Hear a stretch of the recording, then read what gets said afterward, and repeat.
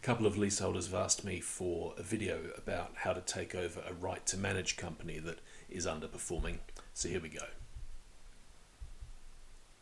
There's a clickbait title I originally thought about putting on this, but more seriously, you need to think, well, your building's been mismanaged. You can't persuade those in charge to change their ways. So you need to change who is in charge. The video that I've got for you today is about blocks of flats that have a right to manage company. Not all blocks of flats do have such a company, and confusingly there are other sorts of companies and organisations that might manage buildings.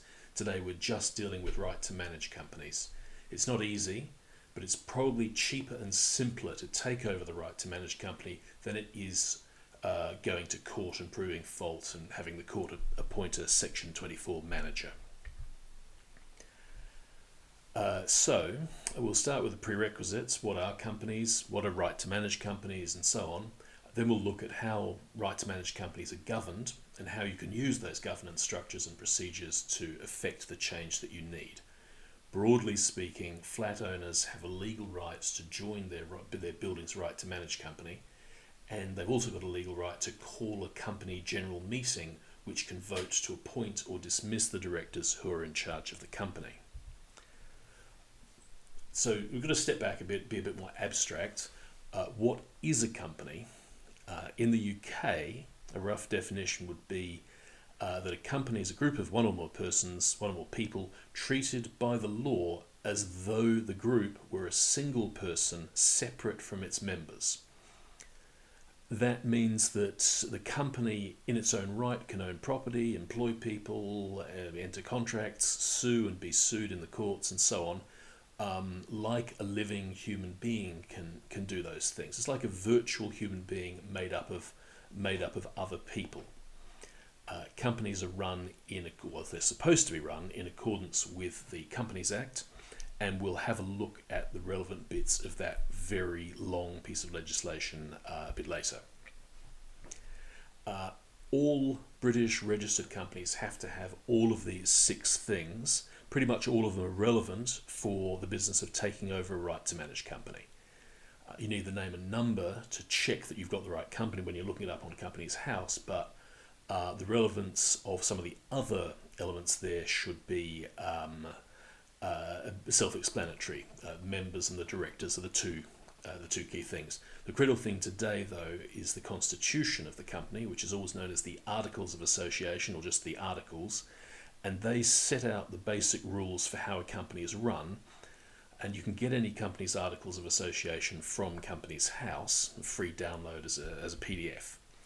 So here's a sort of diagram of the conventional governance model for a commercial company. There's a group of shareholders who've put their money together to form the company, and they elect a board of directors who hire a chief executive officer, and the chief executive officer would then go and hire some staff who have a contract of employment with the company. The chief executive officer might be a member of the board of directors or not a member. There are different styles. There might be thousands of shareholders, and it follows that they can't all be in charge day to day, so they need to delegate to the board that they elect. For non-commercial companies, particularly charities, you would never expect the chief executive officer to be on the board for a charity, and some non-profits will be like that as well. So that's how companies are in general in the UK. This is a typical model. RTM companies are different in a couple of important respects. You still have the notion of members and a board of directors, and the usual structure is that the members will be those flat owners who've joined the right to manage company. So there aren't going to be more members of the right to manage company than there are flats and landlords. Landlords can join the RTM company as well. So those members who've chosen to join the company, they don't hold shares, but they do still elect the board of directors who control how the company operates. In right to manage companies, directors tend to be members of the companies themselves. That is, it'll be other people who own flats in the block, but they don't have to. They don't have to be. You can, you might appoint a flat owner's spouse as a director because she happens to know more about running companies or something like that. But normally there's a very strong overlap between the members of the RTM company, the owners of the flats, and the directors to whom they've delegated day-to-day responsibility. The directors in turn would normally appoint someone as the managing agent rather than organising the cleaning and gardening and so on themselves. If you've got more than 3 or 4 flats in the block, maybe there are 200 flats, it's too much work to do, and so you want to hire someone to do it. Now, when we say someone, that can often be a company that manages blocks up and down the country. There are many well-known examples like Firstport and Trinity Estates, RMG, Rendon Rittner, those sorts of organisations. Managing agent might also be a self-employed individual who manages blocks of flats, but it's normally an external company.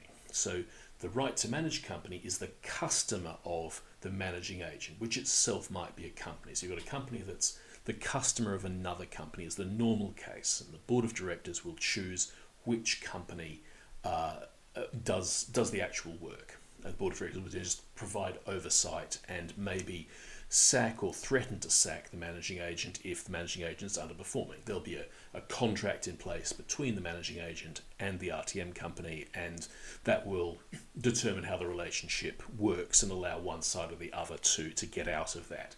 And so the hypothesis here is that you're listening to this because that relationship isn't working, you want it changed, and the board of directors does not want to change it, and so you need to change the board. And a slightly facetious model of how RTM, sort of a captive RTM company that's in practice working for its managing agent rather than its members might look. If you're in a situation like this, you'll want some changes at board level. Effectively, you can have a situation where the staff of the managing agent get too chummy with the board of directors of the RTM company that's supposed to be holding them to account, and then the people paying the bills, the RTM company members and other flats that aren't even in the company, are not getting value for money, and so they want something to be changed. So, what is an RTM company? Well, firstly, it's a company. There are about 5 million companies in the UK. About 1 in 30 of them don't have shareholders. And the other special thing about right to manage companies is that they have or can acquire formal responsibility for the management functions defined in the leases for a block of flats. So they have the power to take over the management of that block, and that's a process that takes a few months. And so newer rights managed companies won't be managing the building. An RTM company that's only a few days old simply can't be managing a building because it takes some months to acquire the legal responsibility for doing the management. But even for newly formed RTM companies that aren't running a building yet, you still might want to replace the board in case you think the board is going to mess up the process of acquiring the right to manage. And it's the right to manage company as a whole that has the legal responsibility for managing the building, but day-to-day power does rest with the directors, the board of directors. This is just a recap. I'm not going to read out this slide. The managing agent will look like the commercial company in the 4 blobs diagram I showed you earlier.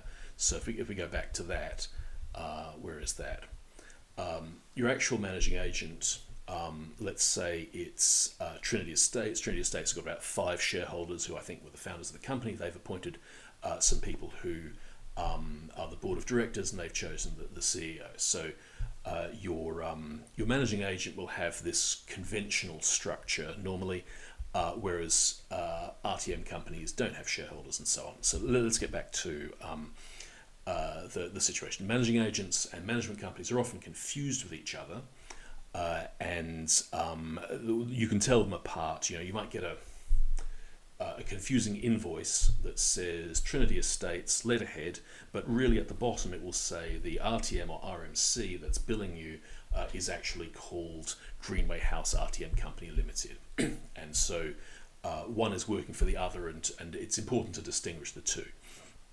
And generally, managing agents are for-profit organisations, and they work up and down the country, whereas your RTM company is restricted by its constitution to only operating in relation to your block of flats, and the only people who are allowed to be members of your RTM company are leaseholders and landlords.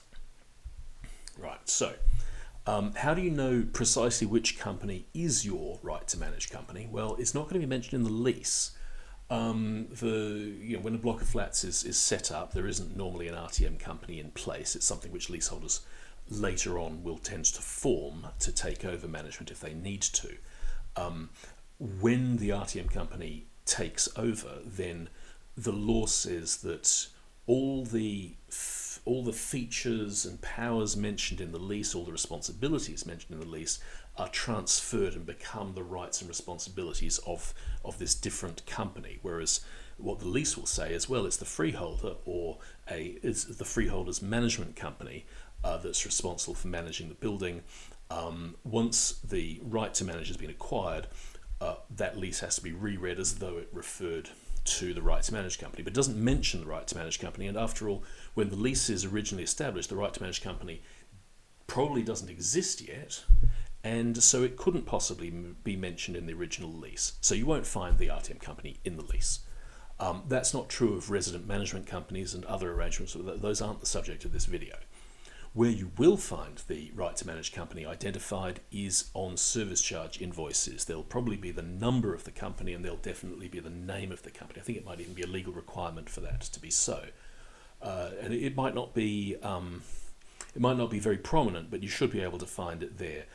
I don't think you're going to have too much trouble finding a right to manage company, though. Some of them have got confusingly similar names, and so that might be a problem. So there's a problem with my recording equipment there, and I hope this video continues to work. So you probably find the right to manage company named on your service charge invoices. And the reason you want to know this is it's important to cross-check you've got the right company and not one with a similar name. I'm the director of the Greenway House Right to Manage Company Limited, and there is, I think, a Greenway Court Right to Manage Company Limited somewhere else in the country, and there might be lots of management companies with right to manage companies with very similar names and so on. So to cross-check, go onto Companies House, and I'll show you how to do this in a bit, and find the right to manage company and check that the directors are the people you'd expect. They maybe their addresses or the address of the company is given as your block of flats, or their names you recognise, those kinds of things. So cross-check all that information there to make sure you've got the right one. So how do you check this stuff online? Now I'm going to try switching tab here, so bear with me.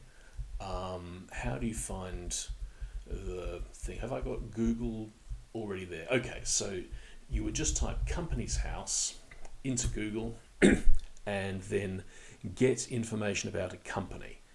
Now, when you try to do this, you may find that you have to go through about 4 clicks of cookie warnings, but you'll eventually end up in a page that looks like this, and then you can type in the name of,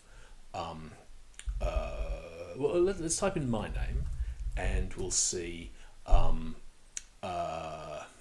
well, there are a couple of people called Martin Keegan, obviously. If we clicked make just officer, I'm an officer of, that is a director or a secretary of a company. So let's click here, and there's a bunch of companies that I am or was a director of, and Greenway House RTM Company Limited is there. So that's if you know the name of one of the directors. You probably know the name of the company, so you just type in, let's say, Greenway RTM or something like that, and up come Greenway Court RTM Company Limited, which is not the right one, and Greenway House RTM Company Limited. You get this landing page.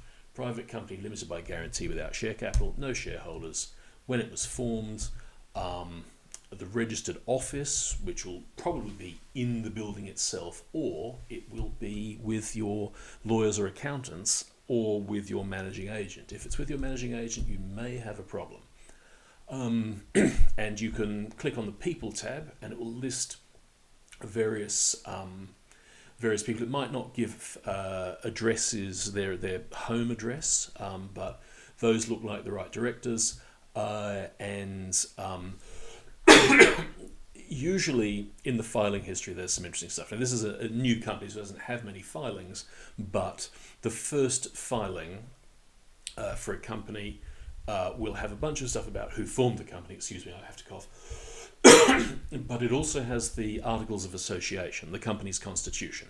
Now, companies can amend their constitutions, and so you do need to go through and check that you've got the most recent copy. So I'll just give an example of that. It's quite unlikely this will be relevant for RTM companies, but management, no, it's Trumpington Phase, isn't it? So our resident management company, which is a different thing, is a bit older, so it's got more filings. You can see the accounts and the annual return you have to make. And at the very first filing, back in May 2015, there is a list of like the lawyers at the developer who formed the company for the developer, and then there is a list. Then there is its Articles of Association. So those are it's all included in this one piece of paperwork. And those are the Articles of Association saying what the rules of the company are. However, actually, about a month after they formed the company, they passed a resolution to change the Articles of Association to something different. And it's actually this copy here, different typesetting, different lawyers, which are the Articles of Association in force for the company. Normally that won't happen for RTM companies, but in principle you do need to search through all the filings in reverse chronological order to find the most recent copy of the Articles of Association. As I said, for rights to manage companies, it's almost certainly going to be the first filing they made. So back to the slideshow. Excuse me. The next thing you need to know is who are the members of the company. You know, there are 12 flats in my block. Only 7 of those flats are represented in the Right to Manage company. I know that because I'm a director of the company and I run the membership register, but all companies are required to have a membership register, and it has to be available for public inspection. There are some little speed bumps you have to go over to inspect it, but the members of the Right to Manage company are, like every company in the UK, you can apply for access to see who is a member. The land registry, if you know how to search that, then you'd be able to find the names of people who aren't even members, but who own leases in the block, maybe because you're trying to recruit them into being members. Maybe they're buy-to-let, they don't live there. If you're really desperate, the electoral roll, but mainly knocking on doors. It cost me about 400 quid to get the contact details of pretty much all the people in this block, and that was by going on the johnlewis.com website and buying an enormous barbecue. It looked small on the website.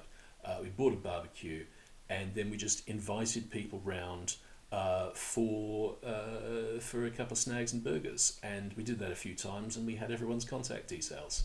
Cheaper than spending time and more fun.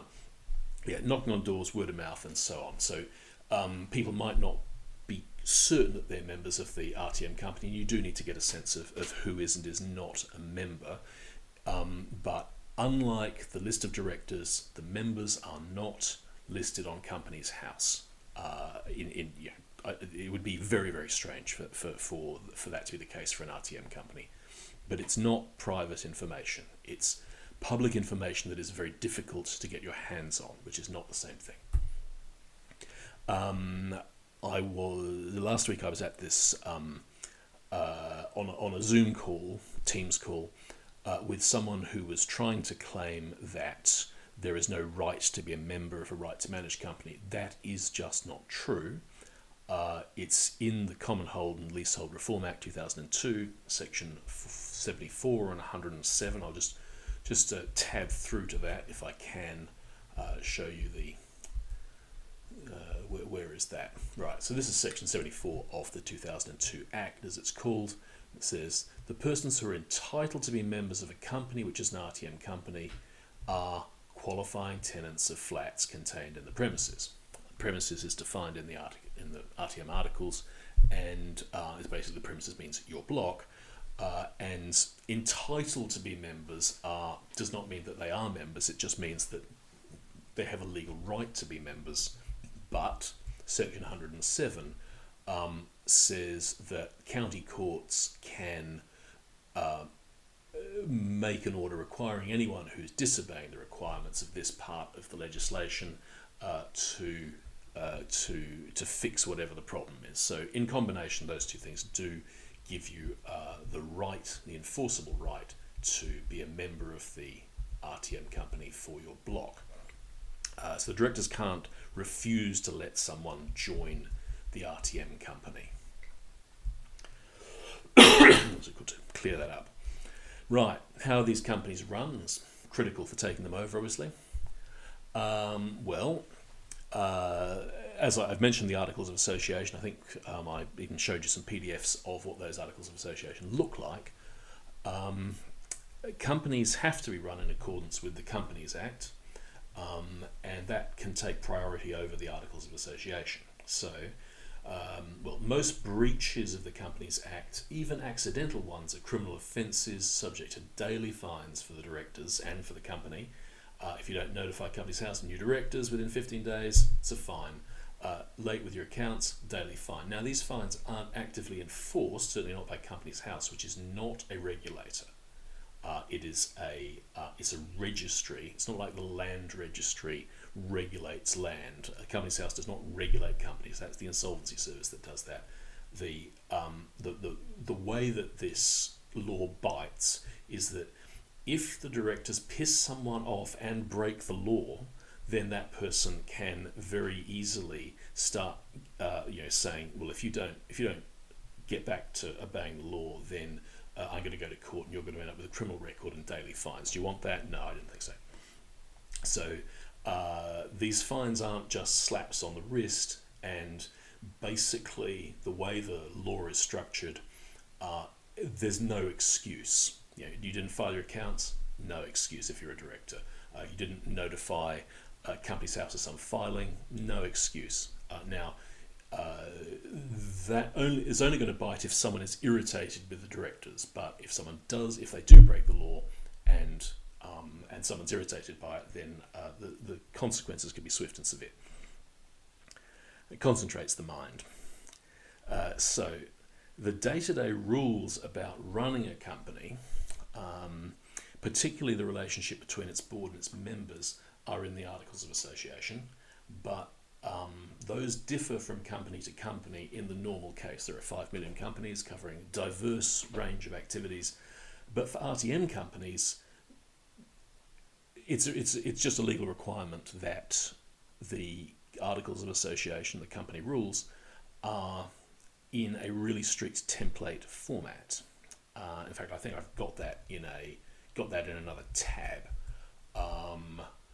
So it's in the Right to Manage Companies Model Articles England Regulation 2009, which is the 2767th regulation they passed in 2009. Busy year.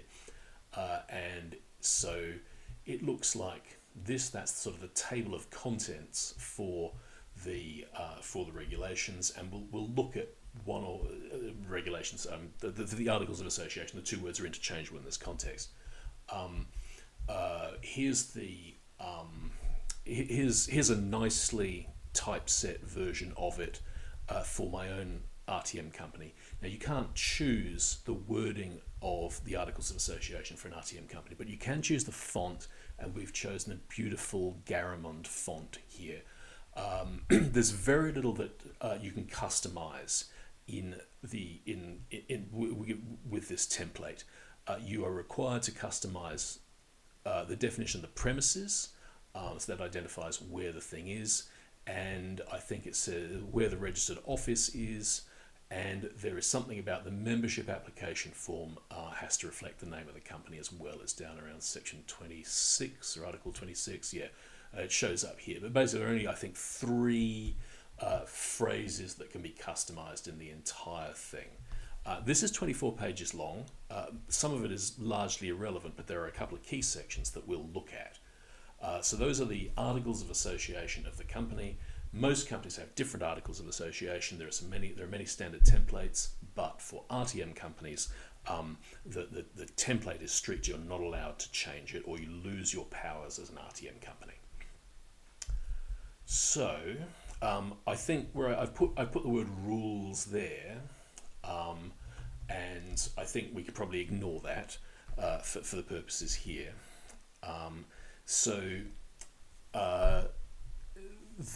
The constitutional rules have to be read alongside the Companies Act. The Companies Act can override the company articles, and it can provide for default rules where the company articles don't mention what should happen in that situation. So the Companies Act will say things like, unless the articles say otherwise, this should happen, or the Companies Act might say, even if the articles say otherwise, this should happen. So it has an overriding and default effect. It's both above and below the articles of association. More relevant for other companies where you can amend the articles and change the rules and customize them. With RTM companies, you can't. So you do need to read the articles, but you also need to read the relevant bits of the Companies Act, which is basically Part 13 and 1 or 2 other bits. Now, the Companies Act is literally, the Companies Act 2006, literally more than 1,000 sections long. It's a bit short. It needs to be longer. Its table of contents alone runs to 50 pages. It is long. It is repetitive, but it is also clear. It is very logically organised. It uses very little technical jargon, unfamiliar terminology, except for the word debenture, which I can never work out. Even as a layman, you can generally follow along with the Companies Act. But it is big, but it is very clear. Mostly we'll be interested in Part 13, which is about decision making. Well, I've said what articles of association are and where to find them. Get them off Companies House. But of course, for RTM companies, there's a template you have to follow. The most important articles you need to familiarise yourself with for these purposes we're talking about today, where the board is no longer doing what the members feel ought to be done, are these articles 8, 9, 22, 23 and 26. 8 and 9 basically say that the board is in charge but that the members can overrule them in a particular way. 22 and 23 are about appointing and dismissing directors, and 26 I think is about who's allowed to join the company. I'll just see. I'll have to go to another tab to find those. So I don't know whether this is going to be big enough to read, but I'll just read it out. So Article 8, subject to the articles, the directors are responsible for the management of the company's business, for which purpose they may exercise all the powers of the company. It doesn't say, and no one else may exercise all the powers of the company, because they can delegate. But basically it's the directors who are in charge, there's one or more of them, and elsewhere it will say, well, they have to decide by majority vote amongst the directors. But for your purposes, you just want to get people on your side with a majority on that board of directors. That's the main thing. It might be possible as a long shot to overrule the board with Article 9. The members may, by special resolution, direct the directors to take or refrain from taking specified action. Probably not very useful. A special resolution requires 75% of those voting to support it, and if you've got 75% of the members on your side, the board would probably have given in before it came to that. But it does mean that you can, without the board having to resign, tell the board what to do, and they have to follow that. I'm not sure what you do if they don't, but there we are. So Article 22 of this. Again, it's small type, so I'll read it out. This is the critical thing about where new directors come from. It says, any person who's willing to act as a director and is permitted by law to do so may be appointed to be a director either by ordinary resolution or by a decision of the directors. So the other directors can co-opt people to become a director alongside them, but by ordinary resolution. What's that? Well, that refers to a decision by the members of the company, and that can either be a formal decision at a meeting, or a formal decision in writing. Section 23 is about getting rid of directors, and it says a person ceases to be a director as soon as that person ceases to be a director by virtue of any provision of the Companies Act, or is prohibited or bankrupt, or they having unfortunate mental health issues and so on. The default template for every company other than a model, other than RTM companies, so normal companies have these model articles where there's a template that you're allowed to change however you want, provided for by legislation. And in 2013, that template was updated to just change the equivalent of this section to be a bit more kind to people who are having mental health issues. But that the equivalent provision was not made for RTM company directors. Just an interesting point there. I think if you find it's one of these two, I think this clause, the equivalent of this clause, which will have a different number, is still in force for RTM companies, but not for everyone else by default. And the other thing I wanted to pick out was becoming a member. No person shall, this is sub-article 2 of Article 26, no person shall be admitted to membership of the company unless that person, whether alone or jointly with others, is a qualifying tenant of a flat contained in the premises. And it also later on allows landlords to join, but they never get a majority of the votes, so it's not really relevant. The qualifying tenant basically means that the lease that they have was originally granted for more than 21 years, and I think there are one or two other qualifications, but if you're looking at this, you're probably a qualifying tenant anyway, right? So the only people who can join are leaseholders and their landlords, elsewhere it does say that the directors cannot refuse. Sub-article 6, directors shall, upon being satisfied as to a person's application and entitlement to membership, register such person as a member of the company. So the directors are required to let you in if they become satisfied that you are eligible as the owner of one of the flats. So those are the bits of the articles we wanted to look at. And now let's think about, in practice, what are the sorts of things that you might want to do in order to bring the company round to your point of view. And we're assuming here that persuasion has failed, and so the things you can do are call a general meeting. A general meeting is a formal meeting of the members of the company, not just the directors. But all the members will be invited to this meeting, and if they're given notice that particular decisions, called resolutions, are going to be put up for a vote, then that vote will be binding on the company, including votes to appoint and dismiss directors. There are other ways of appointing directors, as we saw. The directors can co-opt someone, or you can pass an ordinary resolution at a general meeting, or indeed in writing. Although company members in other companies can amend the articles, well, you do that in an RTM company, you'll lose the power to manage the building, so don't do that. But this combination of calling a general meeting and appointing new directors is enough to get you control of the company if you can find enough people to vote with you and enough people willing to serve as directors. It's not my job to tell you how to do politics, how to win an election. The key thing is, how do you call an election? For Parliament and national politics and local councils, we know that there are there are procedures which cause elections to come into existence, the king advised by the prime minister, whatever. But for companies, how do you call a meeting where an election or an appointment of a new director could take place? And the answer is in the Companies Act. It's not in the Articles of Association. You look through that big long document, you won't find something about calling general meetings. And that's because it's not in the Articles, it's in the Companies Act. Part 13 of the Companies Act. Let's just look at the structure of that. That's the Leasehold Reform Act. That is more of the Leasehold Reform Act. So is that... No. Here we are.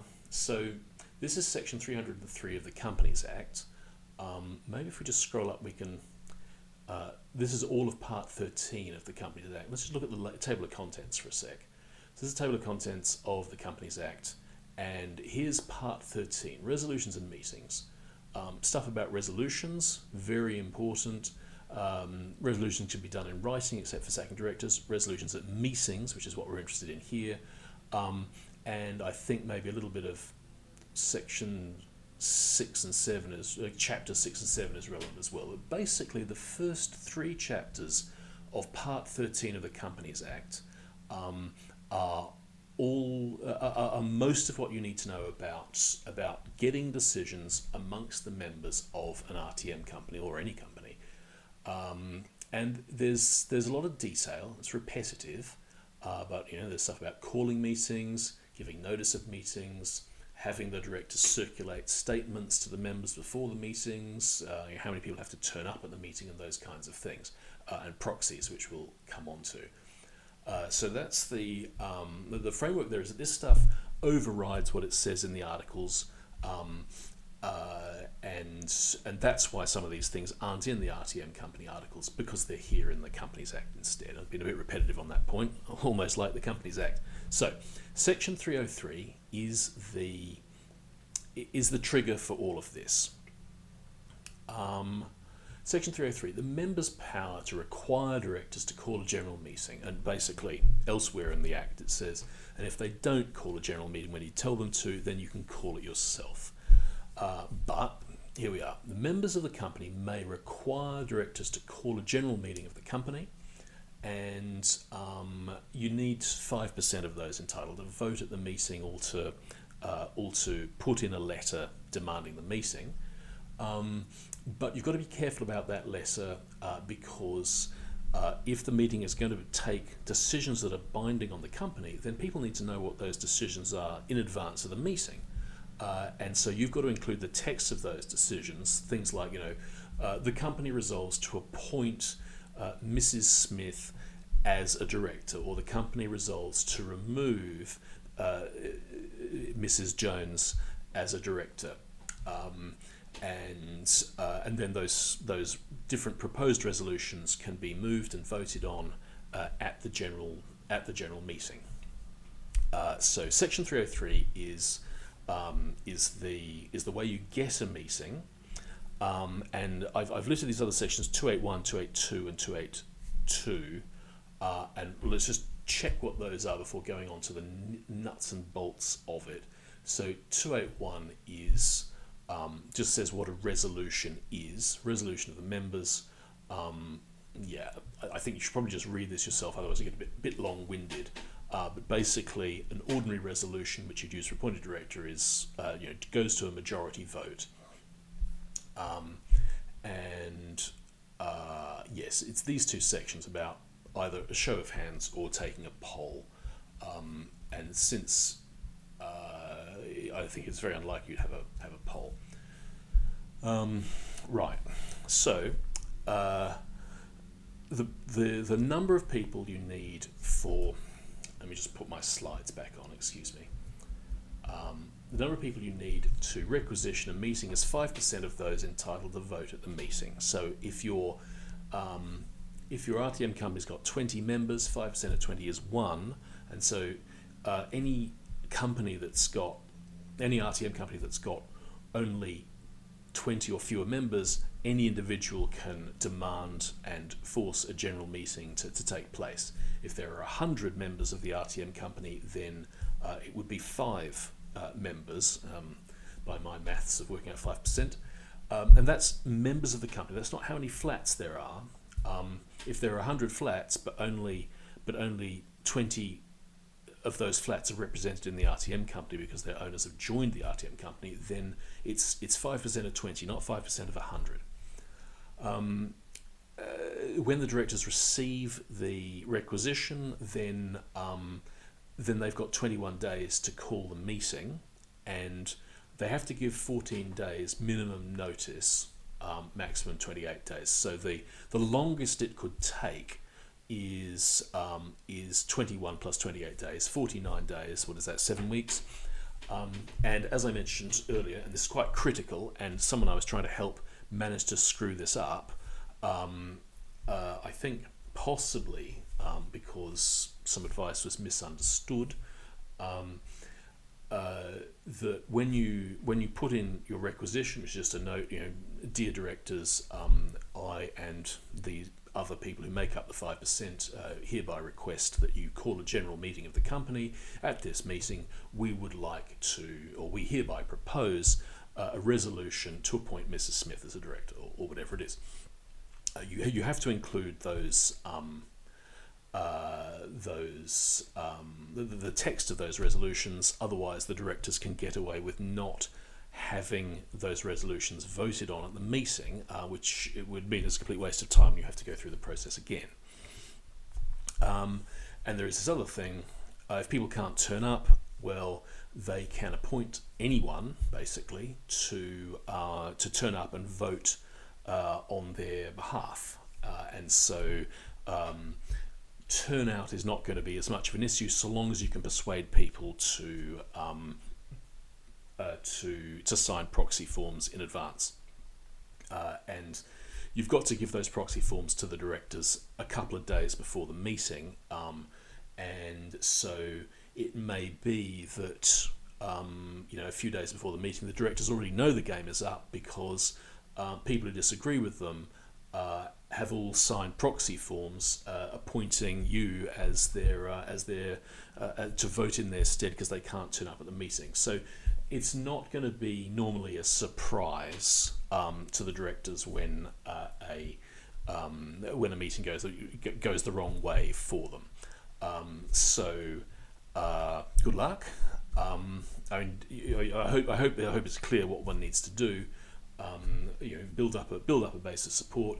Make sure these people are members of the RTM company, and then get 5% of them, which might just be a single person, to requisition a meeting, saying in the demand for the meeting, you'd say we want to pass a resolution to appoint this person, to a resolution to appoint that person, a resolution to appoint this other person, or a resolution to remove someone as a director. And although most of this stuff can be done in writing without meetings, you cannot remove a director in writing from an RTM company. It's got to be done at a meeting because directors have got a right to protest against being removed. They have to be given fair hearing, and they have to get the right notice to prepare themselves for that ordeal. Do let me know if you've got any problems or got any queries about this. I will make some more videos in this vein. Support Commonhold Now, Harry Scoffin and the Leasehold Knowledge Partnership, who are working to reform the law in this area and in connected areas. Follow me on Twitter. My name is Martin Keegan. I have @MK270 as my Twitter handle and GitHub handle and everything else. And subscribe, hit the like button, the usual dance, all that stuff. Anyway, I hope you managed to make it through to this, and good luck.